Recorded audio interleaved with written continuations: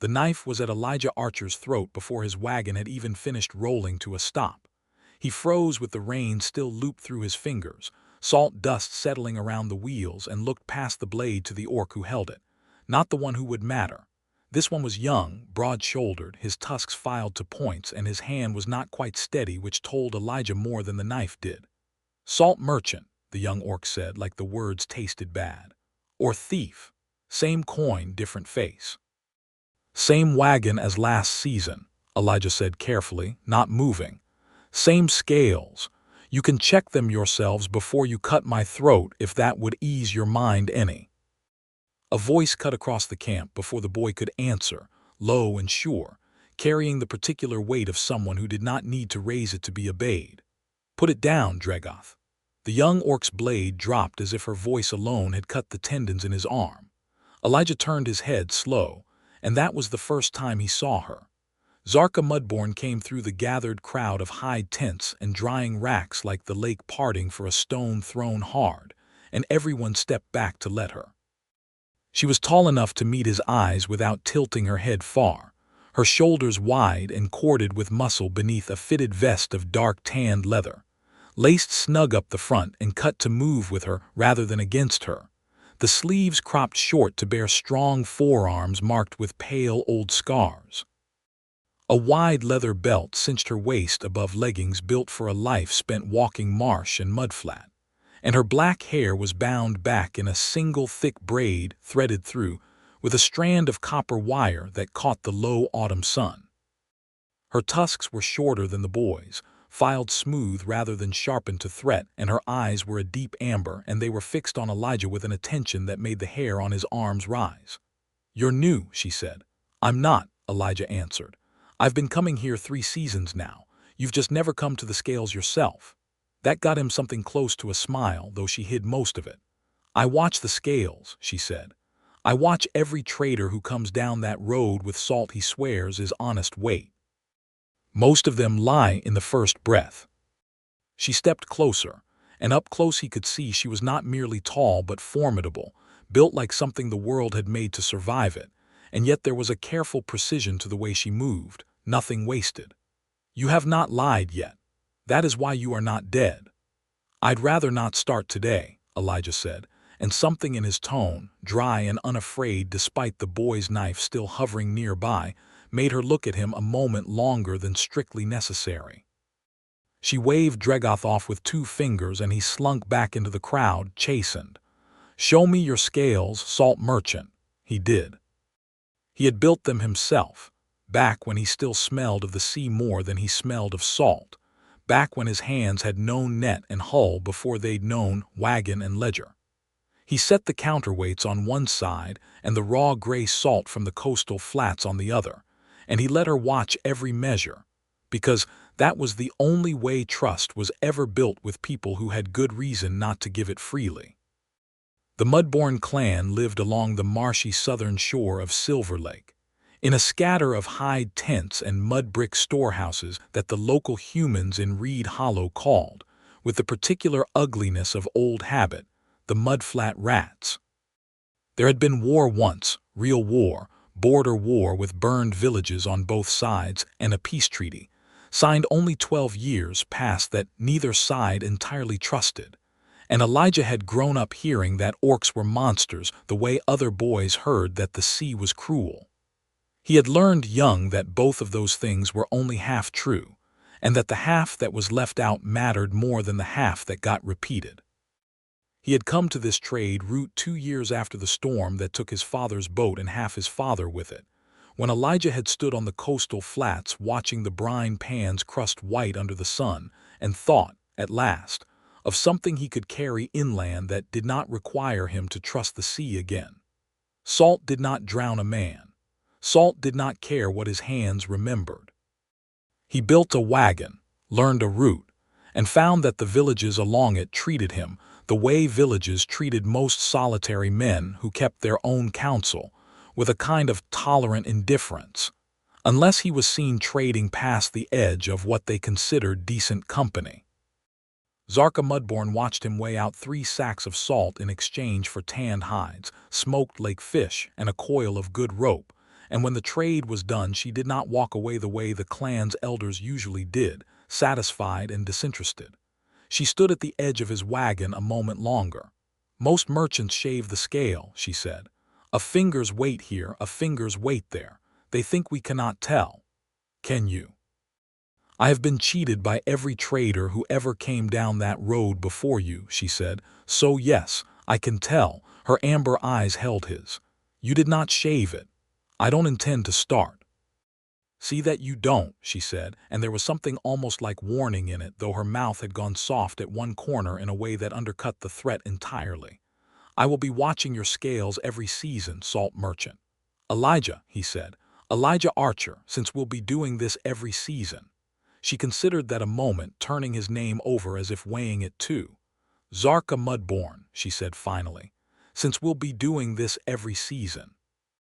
She turned then and walked back toward the tents, and Elijah stood beside his wagon far longer than he needed to, watching her go, feeling something in his chest that he had not let himself feel in a very long time, the small, dangerous warmth of being noticed by someone who did not have to notice him at all. The next season, she was waiting at the top of the ridge before his wagon crested it. He saw her first as a shape against the sky, tall and still, and for one held breath he thought something might be wrong, that the camp had been raided or the trade route closed. Then she lifted a hand, not quite a wave, more an acknowledgement, the way one might greet whether one had been watching for. "You're early," she called down as his mules picked their way along the last stretch of rutted road. "You're standing on a ridge in the cold to tell me that," he called back, "so I'd say I'm exactly on time." She did not deny it.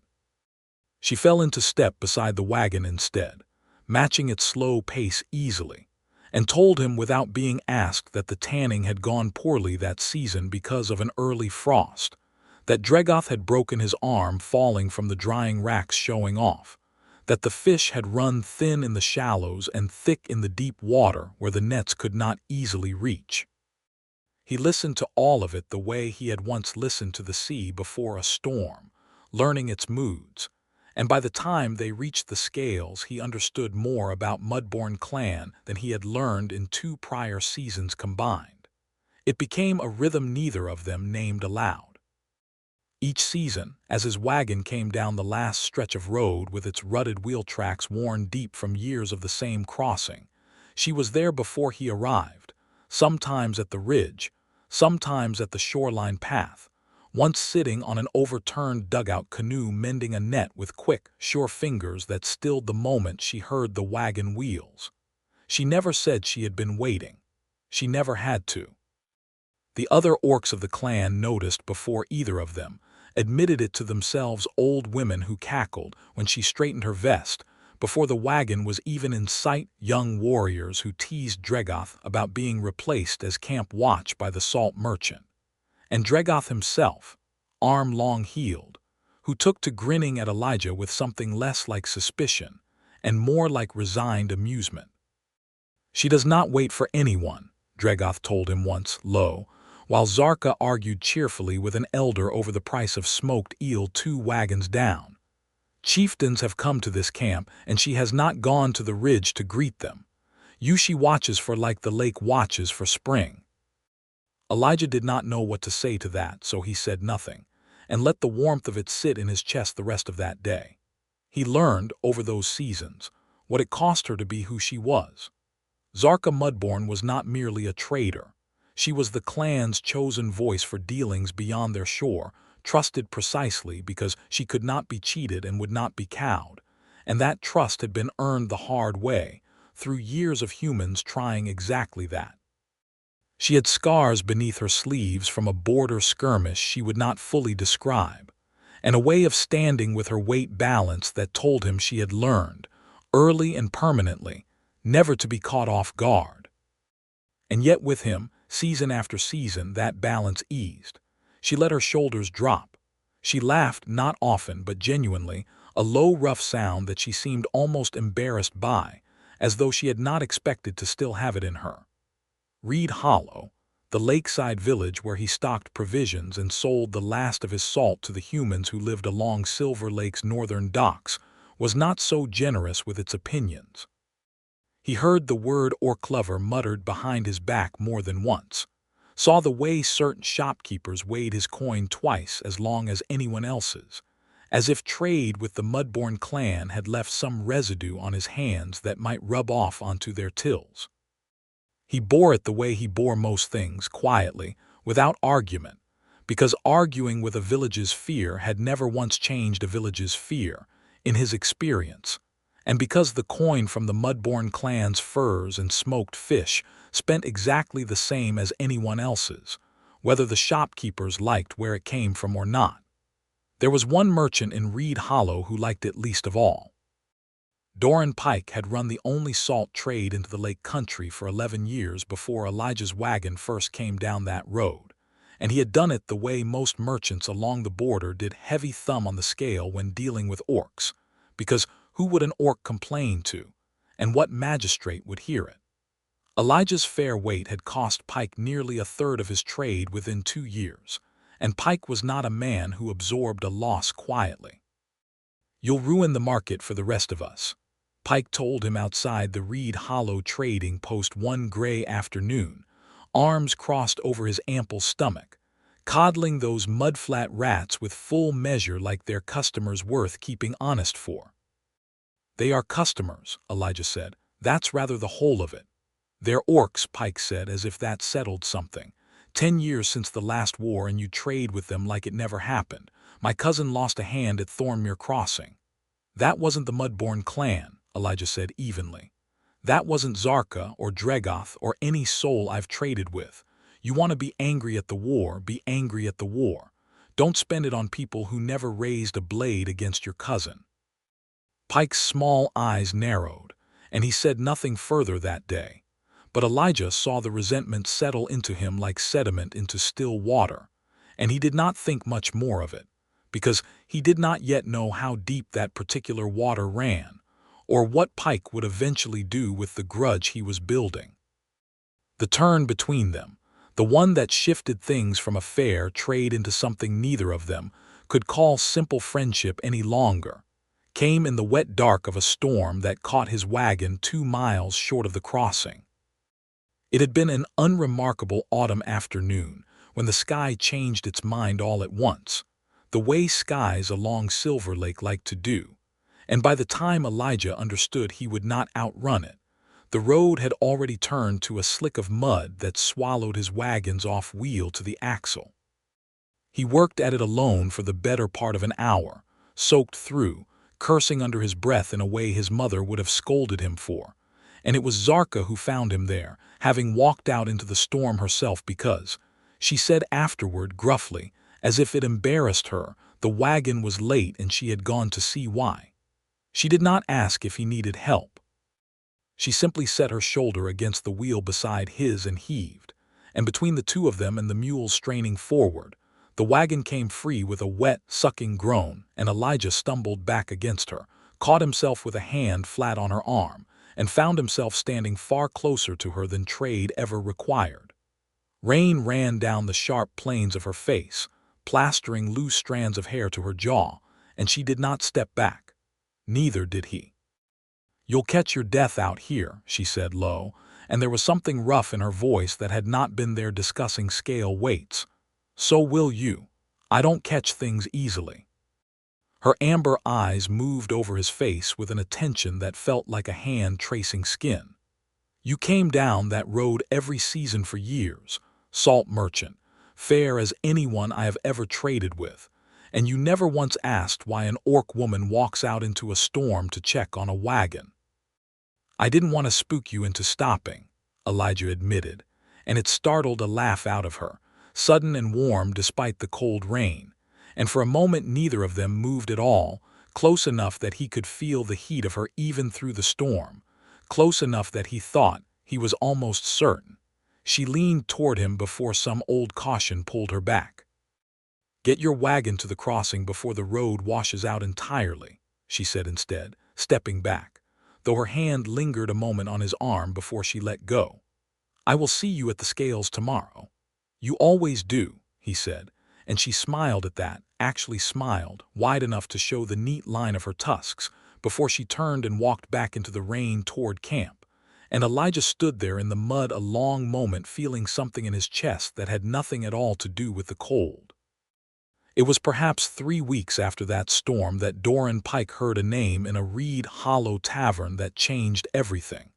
He had not gone looking for trouble.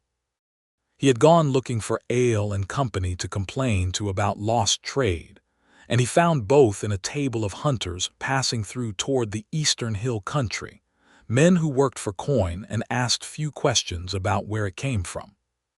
One of them, deep in his cups, mentioned that Baron Cashenvel up at Velhold was still offering silver for word of any orc raider from the old border wars, particularly one, and here Pike's ears had gone very sharp indeed, an orc woman called Zarka, who had led a warband known as the Bloodtide across 3 human villages before the treaty, and who was rumored, though never confirmed, to have survived the final battle at Thornmere Crossing, where Vel's own father died putting down the raid. Pike knew only one orc woman named Zarka. He knew her weight on a trade scale, her disposition towards salt merchants who could not be cheated, and the shape of the wagon route that brought her into contact, twice a year, with a man who had cost him a third of his living. He did not know, and did not particularly care to learn, whether the Zarka he traded insults with across a market stall was the same Zarka the hunters spoke of in low, greedy voices.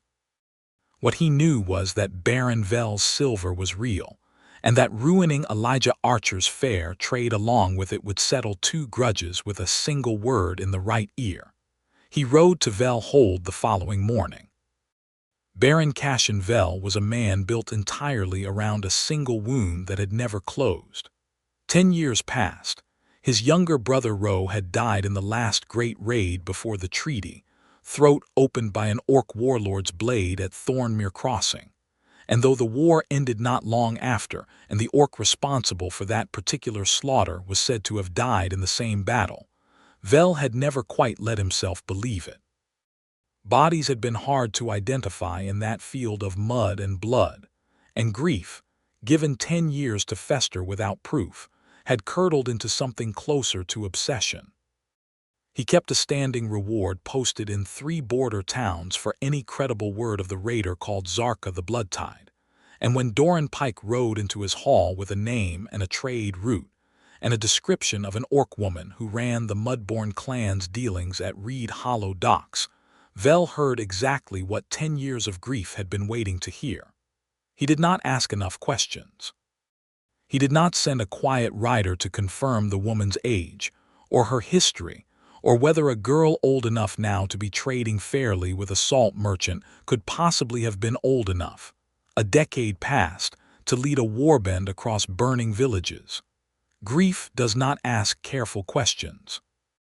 It simply reaches for the nearest shape that fits its pain and calls it an answer. Baron Vel declared a hunt. He raised the proclamation in Reed Hollow Square on a cold gray morning 3 weeks later, nailed to the market post beside notices of lost livestock and unpaid debts, offering 100 silver crowns to whoever brought him the orc known as Zarka, called the Bloodtide, alive and bound, to answer for the murder of Ro Vel and the sack of 3 villages before the treaty. He came in person the day Elijah's wagon was due at the scales, riding down from Velhold with a dozen armed men, and Doran Pike trailing behind them, with the particular smug satisfaction of a man who believes he is finally being paid what the world owes him. Elijah had just finished setting his scale in the open market square, where he sold the season's last salt to Reed Hollow's own households before turning back down the road toward the coast, when he heard the horses and the horn, and looked up to see the Baron's men fanning out around the square with nets and chain in their hands, and Zarka Mudbourne, who had walked into the village that day for the first time in years, unarmed, at his invitation. Because he had told her the villagers ought to see her buying bread like anyone else, and not just hear rumors of the mudflat camp, standing exposed in the middle of the market with nowhere to retreat. "There," Doran Pike said, pointing, his voice cracking with excitement. "That's her. That's the one they call Zarka." Every head in the square turned. The crowd that had been going about its ordinary morning business, A butcher weighing meat, children chasing a loose goat, an old woman haggling over cloth froze and then, with the terrible speed of a village remembering old fear all at once, began to draw back into a wide, murmuring ring around her, as if she might catch fire and take them all with her. "Zarka Mudbourne," Baron Vel said, dismounting slowly, his voice pitched to carry, the voice of a man who had waited 10 years to say something and intended to be heard saying it. "Called the Blood Tide, you are named in the deaths of my brother and 40 souls of this border, and you will answer for it in chains." Zarka did not move, but Elijah, watching her, saw every muscle in her body go taut and still, the particular stillness of an animal deciding whether the ground beneath it could still be trusted. "I have never raised a blade against your brother," she said, and her voice, though steady, carried a note Elijah had never heard in it before, not fear exactly, but the cold understanding of a trap closing. "I have never led a warband anywhere. I was a child when your border burned, Baron. A child in this very clan, 12 years old, weaving nets while my elders fought your war." "Convenient words from a convenient mouth," Vel said and gestured, and 2 of his men stepped forward with iron chain uncoiled between them. And the crowd, God forgive them, the crowd of Reed Hollow that had bought her clan smoked fish and tanned hides for years without ever once thanking her for the honest trade, did not step forward to stop it. Some of them shamefully began to jeer. "Chain the beast," someone called from the crowd, emboldened by numbers, and Elijah felt something in him go white-hot and very simple. He stepped between Zarka and the chain. "Stand aside, merchant," one of Vel's men said, not unkindly, as if he assumed Elijah had simply misjudged where he was standing. "No," Elijah said. Vel's attention swung fully onto him for the first time. "You would obstruct the king's sanctioned hunt for the murderer of my brother. I would obstruct you dragging away a woman who has traded fair weight with me for 4 years running and never once raised a hand against your brother, your village, or anyone in it," Elijah said, and his voice did not shake, though his hands at his sides wanted to. "She was 12 years old at Thornmere Crossing, Baron. You can count that on your own fingers if the grief hasn't taken the arithmetic from you." The crowd's murmur turned uglier at that, some of it aimed at him now, or clover rising from more than one throat, but Elijah kept his feet planted and did not look away from Vel's face. "Take him too, if he insists," Vel said coldly, and the chain-bearers advanced. What happened next would be told in Reed Hollow for years afterward, embellished and reshaped with every telling, but the truth of it needed no embellishment at all. Zarka Mudbourne moved. She caught the first swing of chain in one bare hand before it could loop her wrist, and with a wrench that made the iron link scream, she tore it from the soldier's grip entirely, and used the man's own momentum to send him sprawling into the dust of the square. The second chain-bearer lunged, and she stepped into him rather than away, catching his arm and turning her hip in a motion too fast for the eye to entirely follow, and threw him bodily over the market's fish stall, scattering silver herring across the cobblestones to gasps from the crowd. A third soldier drew steel and she caught his wrist before the blade cleared its sheath, twisted until he cried out and dropped it, and then, holding both broken lengths of chain in her hands like they weighed nothing at all, she turned in a slow circle to face the rest of Vel's men, none of whom moved another inch closer. "I have never once," she said, into the ringing silence of the square, "raised a hand against this village. I have never once cheated a scale, broken a trade, or spilled blood that was not first spilled against mine. You want a monster, Baron Vel. I am not the one you are looking for, but I will show you gladly what I am if your men insist on chains." She let the broken links fall from her hands, ringing against the stones, and stood there unarmed and utterly unafraid, taller than every soldier arrayed against her, and the crowd that had been jeering moments before had gone entirely silent, staring at her the way one stares at weather that has just proven it can, in fact, drown you if it chooses to. Baron Vel's face had gone the color of ash. "Take her," he said, though his voice had lost its earlier certainty. "By whatever means required." "No one is taking her," Elijah said again, stepping fully in front of her now, between her and the drawn steel of 6 remaining soldiers, his heart slamming against his ribs hard enough that he was certain the whole square could hear it. "Not while I stand here." "Then you will fall with her," Vel said. It was Zarka who moved him then, not away from danger but into it, stepping up beside him rather than behind him, close enough that her shoulder brushed his. "If he falls," she said, low and terrible, "you will learn precisely how many of your men fall with him." For a long, taut moment nothing happened at all. Then, from the edge of the square, an old voice cracked across the silence. "Baron Vel." An elderly man in a worn soldier's coat pushed through the crowd, leaning on a cane, his face weathered and grim. "Baron Vel, I fought at Thornmere Crossing beside your father. I saw the blood tide fall. I saw her body myself, and I am telling you now before this whole square that the woman standing there is not her. The blood tide had a raven brand seared into her sword arm from her own chieftain. I saw it in the mud not 2 feet from where I lay bleeding.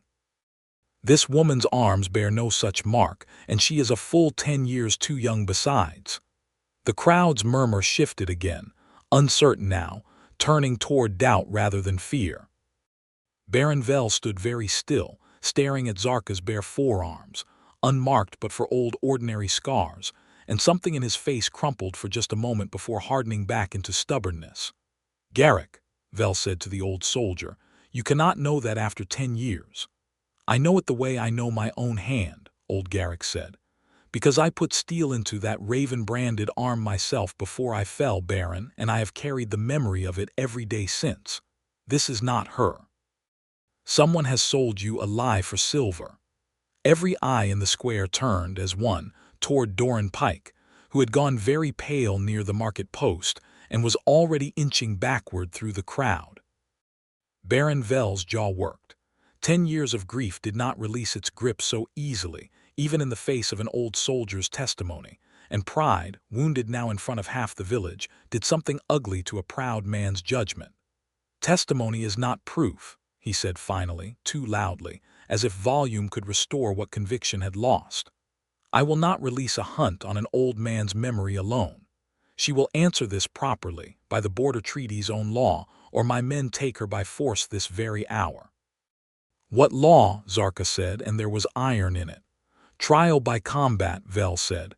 "The old treaty allows it when testimony is disputed and blood is claimed. My champion against you. If you win, the hunt ends and I withdraw the bounty in this village forever. If you lose," he did not finish the sentence, but he did not need to. "Done," Zarka said, before Elijah could even draw breath to argue. "Zarka," he started. "I have fought worse odds for less reason," she said to him quietly, and something in her eyes, steady and sure, asked him to trust her, and he found, with a lurch of feeling that surprised him with its intensity, that he did. But Vel would not grant the trial that same hour. 3 days, he declared instead, some cold calculation returning to his face. 3 days for my champion to arrive from Vel Hold, and 3 days, Orc, for you to consider whether you wish to face him at all or flee this country and spare yourself the trouble." He remounted, his men falling in around him, chastened and shaken but obedient still. "The hunt stands until the trial. Any man who brings her to me chained before then keeps the bounty regardless of what happens after. Consider that before you sleep easy these 3 nights." He rode out of the square, and the crowd, slow and uncertain, began to disperse in mutters and glances, and Elijah turned to find Zarka watching him with an expression he had not seen on her before, something unguarded and searching. "You stood in front of chains for me," she said quietly, once the square had mostly emptied, "in front of a whole village that would have let them take me." "I told you when we met I don't intend to cheat," Elijah said, his voice rough with everything he had just survived. "That includes cheating you out of standing beside you when it mattered." They did not stay in Reed Hollow that night. With a bounty standing and 3 days for any hunter passing through to try their luck regardless of the Baron's word, Elijah would not risk her sleeping anywhere a stray net could find her. And Zarka, for her part, would not risk the clan camp either, unwilling to bring danger down onto Dregoth and the elders. They took his wagon out along the reed-choked southern edge of the lake instead, where the water grew shallow and the banks thick with rushes taller than a man's head, and made a hidden camp beneath the old wooden dock pilings of an abandoned fishing platform that had not seen use in a decade. The dark when it came was thick and close, broken only by the small fire he dared to build low and shielded between the pilings and the quiet lapping of Silver Lake against the reeds.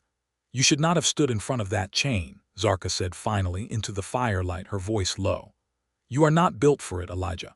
You are a salt merchant. You have hands for scales and reins, not swords." "I have hands for whatever needs holding," he said, including a wagon full of trouble apparently. She almost laughed and then didn't, watching the fire instead, her jaw tight. "For years," she said. "4 years you came down that road, fair as anyone I have ever known, and I told myself it was only trade I looked forward to each season, only the scales." She turned her head and the firelight caught the amber of her eyes, unguarded now in a way he had never seen. "It was not only the scales, Elijah." His breath caught. "Zarka, I have watched that ridge for your wagon every season for 2 years now," she said, quiet and raw, the confession coming out of her like something finally let loose from a held breath. "I have stood there in rain and in wind, telling myself I was only checking the road, and every time I saw the dust of your wheels before I saw the wagon itself, something in my chest went as light as a bird taking flight. I did not have a word for it that I would allow myself to say. I have one now." "Say it," he said, hardly breathing. "I love you," Zarka Mudbourne said into the dark, steady despite the way her hands, resting on her knees, had curled tight. "I have loved you since before I would admit it to myself, salt merchant.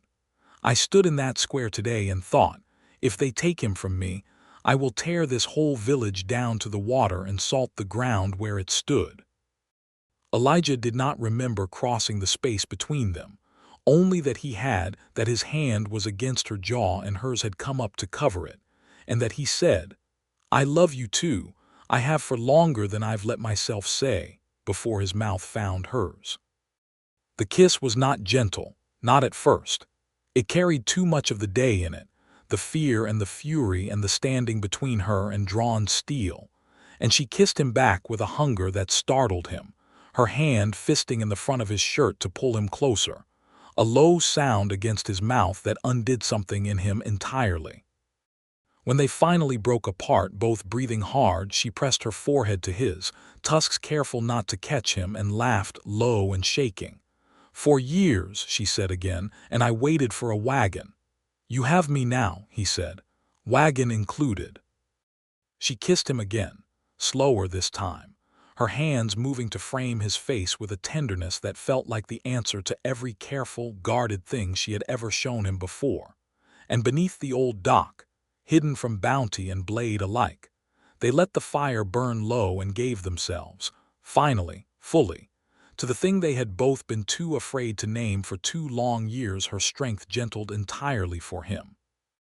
His ordinary hands finding themselves wanted beyond anything he had ever let himself hope for, the two of them wrapped together against the reed-cool dark, while Silver Lake lapped quiet and constant against the pilings, indifferent to treaties and bounties both, caring only for the 2 hearts finally beating in time above its water.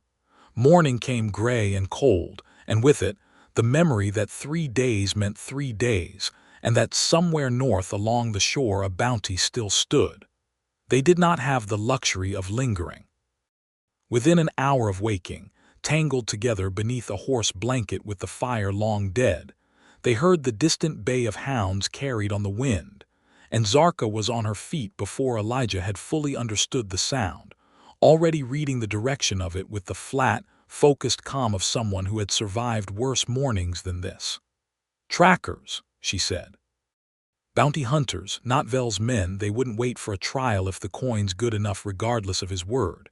She looked at Elijah and something protective sharpened in her eyes. "You should take the wagon north toward Reed Hollow. Let them think you left me." "No," Elijah said, already hitching the mules with quick, practiced hands. "We move together or we don't move at all. I didn't stand in that square to hand you off to a pack of hounds 3 hours later." She did not argue further, which told him more than words could have how much the last 3 days had shifted between them. Not because she needed his protection, but because she had decided at last to let herself be protected as well as protect in turn, an equal exchange rather than a debt owed.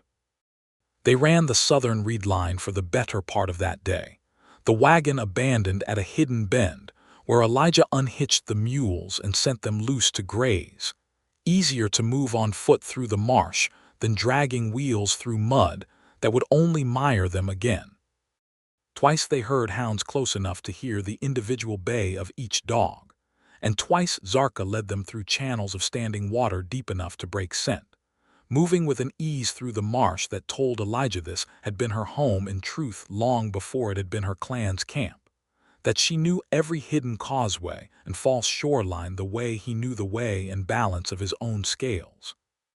It was Elijah, in turn, who spotted the trap before she did, a snare line strung low across a game trail they'd nearly crossed without looking, the kind meant for boar but plenty strong enough to catch a leg and hold it, and he caught her arm and hauled her back a half step before her foot could find the trigger cord. "Careful," he said, breathless. "Bounty hunters aren't above using every trick they'd use on an animal." She looked at the snare, then at him, something fierce and grateful crossing her face. "You have good eyes for a salt merchant. I've spent 4 years watching a scale for the smallest cheat," he said. "A snare line's not so different." They kept moving, and by late afternoon, with the hounds baying faded to nothing behind them, they came to a low rise of dry ground where 3 worn hide tents stood apart from any camp, a scattered outpost of elder Mudbourne clan members who kept to the deep marsh year-round, tending eel traps too far from the main camp to walk daily.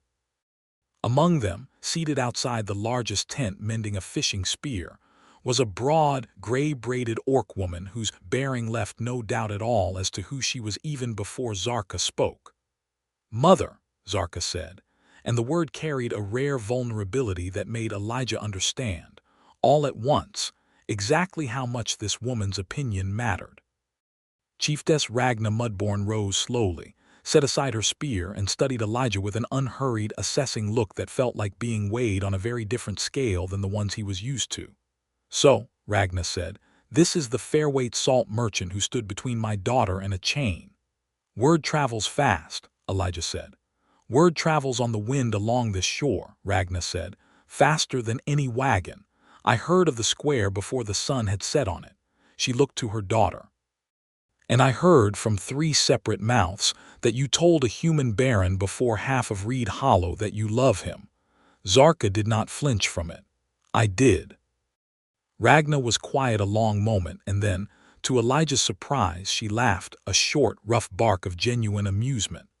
12 years I have watched my daughter refuse every warrior our clan or any other put in front of her, and she gives her heart finally to a man who counts grains of salt for a living." She shook her head. "The world does not ask our permission for who it gives us to love, salt merchant. It only asks that we be worthy of the ones we're given. Are you?" "I intend to spend the rest of my life proving I am," Elijah said, steady, and Ragna studied him a long moment more before something in her hard face softened. "Good answer," she said. "Now, you did not come through half a day of marsh and hunting hounds merely to introduce yourselves. What do you need?" It was Zarka who answered, laying out the trial that waited in 3 days' time, and it was Ragna's face that darkened at the mention of it, old fury surfacing at the mention of the Bloodtide's name still hung around her daughter's neck by a grieving baron's stubbornness. "Garrick's testimony should have ended it," Ragna said. "Pride is a poor reason to keep a hunt alive." "Pride kept 10 years of grief alive too," Elijah said. "I don't think this ends with words alone." But if Zarka fights his champion and wins clean, in front of the whole village, Pride won't have anywhere left to hide. Ragna's gaze moved between them, weighing something Elijah couldn't quite name, and then she nodded once, decisively. "Then I will come to that square myself," she said, And I will bring elders enough that no one in Reed Hollow can pretend afterward that they did not see the truth stand plainly in front of them.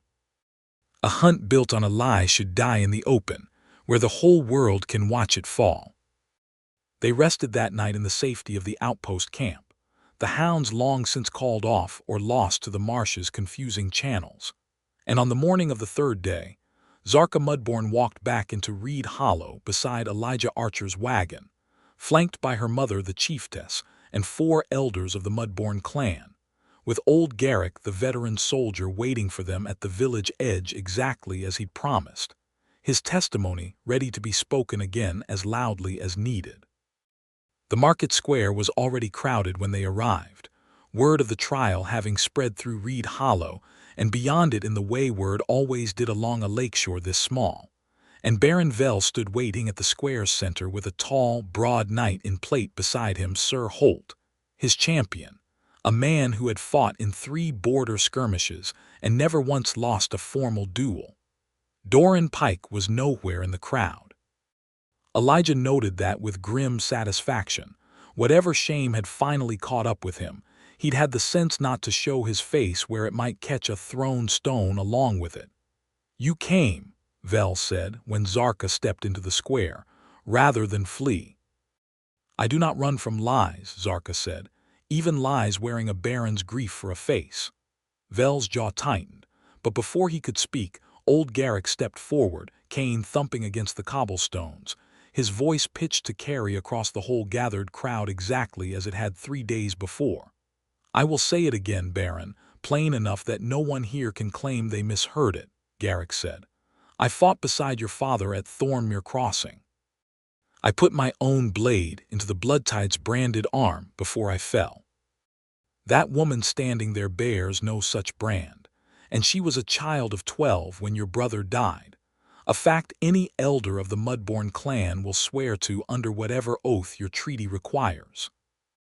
Ragna Mudbourne stepped forward beside him, and 3 more elders after her, and each spoke in turn of Zarka as a girl weaving nets during the war's final year, of the clan's careful record of every child's birth season kept in knotted cord the way Orc clans had always kept their histories, of the impossibility of a 12-year-old leading a warband across 3 villages, while her own mother could recall, with perfect clarity, teaching her to mend fishing line that very season.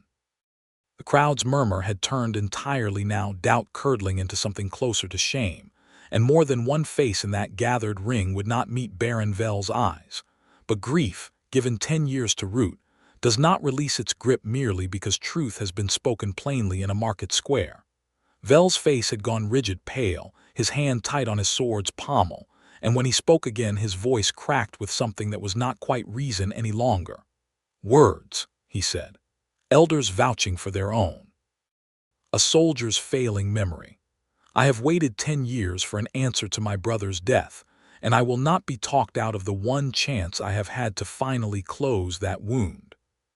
The trial stands. Sir Holt fights or she is taken by chain regardless of every word spoken here today." The crowd went very quiet at that, and Elijah felt Zarka's hand find his for one brief, fierce squeeze before she stepped forward, releasing him into the open center of the square. "Then let it stand," she said. "Not because your grief deserves an answer bought with my blood, Baron Vell, but because I would rather prove the truth with my own hands than let it be argued away by a man too broken to hear it spoken plainly." Sir Holt stepped forward, drawing his blade, a heavy longsword that caught the pale morning light, and someone from the crowd, a stable boy, or perhaps a fishwife.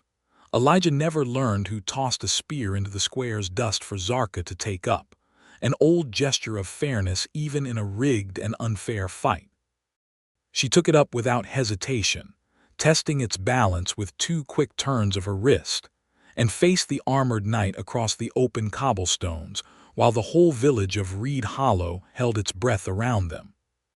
Sir Holt struck first, a heavy overhand blow meant to end things quickly against an unarmored opponent, and Zarka did not meet it head-on but turned aside from it entirely, letting the blade's weight carry past her while she drove the spears haft up beneath his sword arm, knocking the strike wide. He recovered fast, better trained than his first swing suggested, and pressed forward with a series of quick cuts that forced her back 3 steps across the square, the crowd gasping with each near miss, Elijah's heart in his throat with every one of them. But Zarka Mudbourne had survived a childhood at war's edge and years of a peace that trusted her people only conditionally, and she read the night's rhythm the way she read a mudflat's tide, patient and exact, until she found the gap she was waiting for his sword arm extending a fraction too far on a thrust meant to finish the bout, and she stepped into it rather than away, catching his wrist with her free hand exactly as she had caught the chain 3 days before, twisting until the longsword clattered from his grip, and swept the spears haft behind his knee to drop him hard onto the cobblestones. She stood over him with the spear's point resting lightly against his gorget, close enough to end it, and did not press it home. "I do not need your death to prove my truth," she said, loud enough for the whole square to hear, "only your defeat." She looked up past the fallen knight straight at Baron Vel. "The treaty's law is clear, Baron. I have won it fairly. Say so in front of your own village, or prove yourself as much a liar as the man who sold you my name for silver." The square was utterly silent. Sir Holt, flat on his back in the dust, lifted a hand in surrender, and something in Baron Vel's rigid face finally, visibly broke not into fury this time, but into something closer to grief, finally allowed to simply be grief, without a target left to aim it at. "The trial is won," he said, hoarse, after a long, terrible pause. "The bounty is withdrawn. Zarka Mudbourne is cleared before this village and by treaty's own law of any crime laid against her." He looked for one raw moment, almost young, almost like a man who had simply lost his brother all over again with no one left to blame for it. "I am sorry," he added, quieter, the words clearly unfamiliar in his mouth, "for the grief I have carried onto your shoulders these 3 days. It was never truly yours to carry." Zarka lowered the spear, and something in her carriage eased. 10 years of an accusation she'd never earned finally, publicly, laid to rest. The crowd did not cheer. Not exactly. Reed Hollow was not a village built for grand gestures, but the silence that followed was not the silence of fear either. It was the silence of people forced to see plainly something they had preferred to leave blurred. And slowly, in ones and twos, faces in that gathered ring began to turn toward Zarka with something that, if not yet warmth, was at least no longer the reflexive hate that had greeted her 3 days before. Elijah crossed the square without waiting for permission from anyone, and took her hand in front of the entire crowd, chains and swords and barons and all, and she let him, gripping back with a fierceness that told him exactly how much that public claiming meant after everything the village had shown her. "You waited at that ridge for 2 years, he said low, just for her, though half the square could probably hear it anyway. "You don't have to wait anymore. Not for the wagon, not for anything. I'm here." "I know," Zarka said, and there in the open square in front of Reed Hollow and the Baron and the whole gathered weight of everything that had tried to keep them apart, she leaned down and kissed him, unhurried and sure, and this time no one in that crowd looked away in disgust. Some, in fact, looked almost moved. Old Garrick, leaning on his cane, was heard to remark to no one in particular that he had not seen a finer bit of fighting in 20 years, and that any man foolish enough to bet against an orc woman defending her own name deserved to lose his silver. The seasons that followed did not erase Reed Hollow's old wariness entirely. Some wounds and prejudices take longer than a single trial to fully heal. But they softened it, slowly and steadily, the way patient weather softens even the hardest ground. Elijah's wagon still made its quarterly journey from the coastal salt flats down to Silver Lake, and around its southern shore to the Mudbourne camp. But now, more often than not, Zarka rode beside him on the seat rather than waiting at the ridge for his arrival, having taken to helping him manage the trade route's northern half herself. Her presence at the scales in Reed Hollow's own square slowly, season by season, becoming something the village simply accepted as part of how things were. The way they accepted the lake's tides or the coming of winter frost. Doran Pike left the lake country entirely within the month, his reputation too thoroughly ruined by his own greed to sustain any further trade, and no one in Reed Hollow much mourned his absence. Baron Vell, in the seasons that followed, did something Elijah had not expected of him.